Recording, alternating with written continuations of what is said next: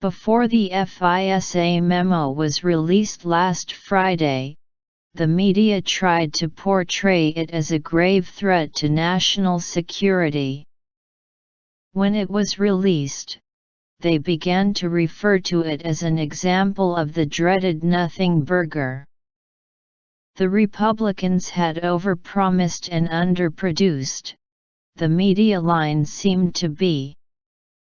Never mind that it revealed that the unverified Trump dossier, which investigators knew was compiled by anti-Trump forces, was used to obtain a warrant under the Foreign Intelligence Surveillance Act against a member of the Donald Trump campaign.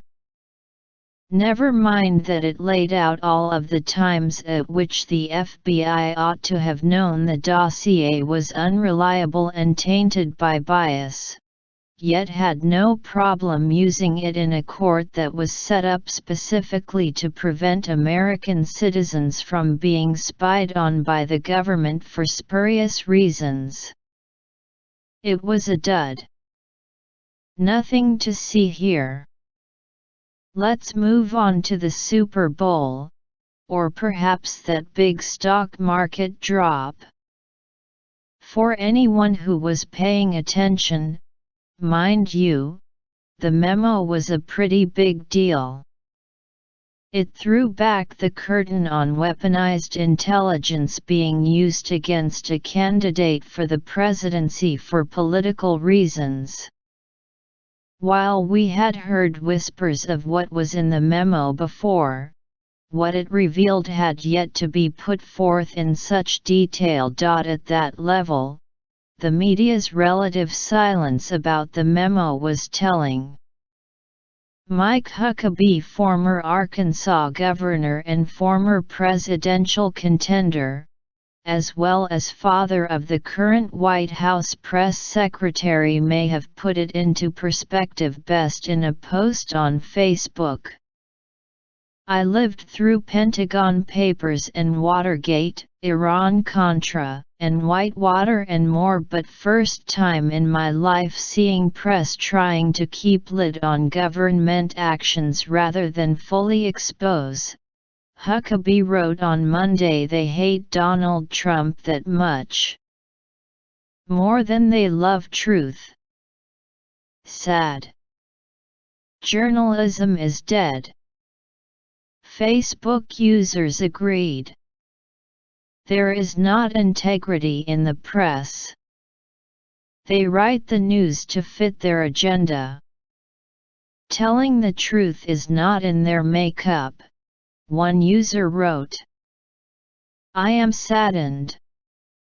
I don't think what is written in the press can be called journalism any longer, another said.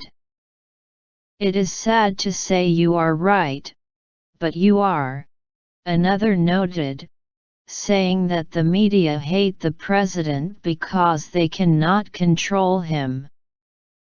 Huckabee's post was a timely one, considering it came on a day where the Senate Judiciary Committee released a document stating that members of Hillary Clinton's inner circle and the Obama State Department fed information about Trump to Steele during the investigation. According to the Washington Examiner, the controversy involves an additional memo written by Steele for the dossier that was not included in what was released to the public by BuzzFeed in January 2017. Steele wrote the additional memo based on anti-Trump information that originated with a foreign source, the Examiner wrote.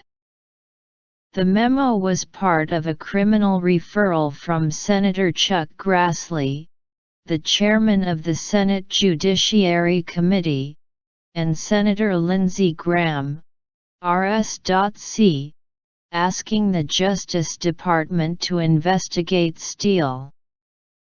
In a convoluted scheme outlined in the referral, the foreign source gave the information to an unnamed associate of Hillary and Bill Clinton, who then gave the information to an unnamed official in the Obama State Department, who then gave the information to Steele.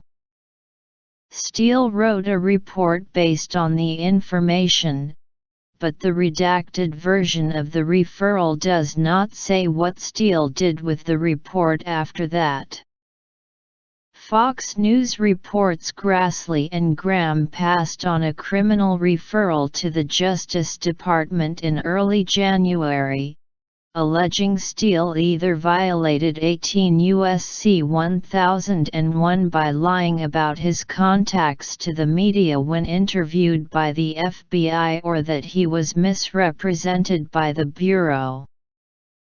So, just so we're clear, the man who assembled the dossier that was used to obtain a FISA warrant on a member of a presidential campaign could now face charges himself.